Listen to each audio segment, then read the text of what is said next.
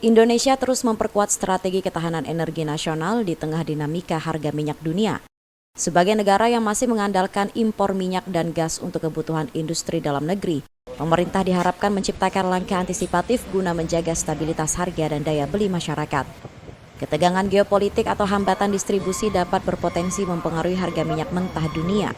Firman Syah, selaku akademisi di bidang ekonomi Universitas Mataram mengatakan, masyarakat terus menanti langkah pemerintah dalam mewujudkan strategi peta jalan menuju kemandirian ekonomi untuk mengurangi ketergantungan dari pihak lain.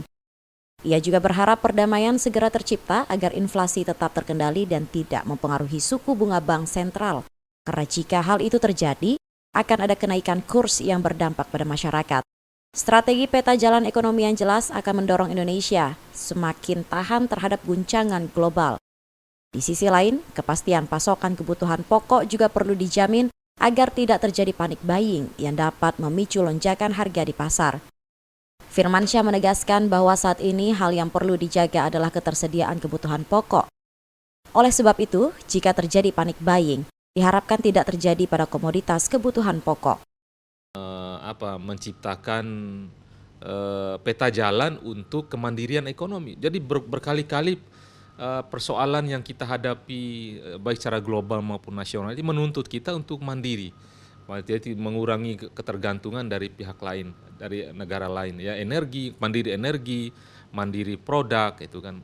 Nah sementara ya masyarakat memang kita berharap ya dengan kondisi seperti ini perdamaian akan tercipta, ya inflasi juga tidak menjadi melambung, ya. Yang diamankan adalah kebutuhan pokok, ya, karena kebutuhan pokok ini tidak saja dampaknya secara ekonomi tapi juga politis, ya.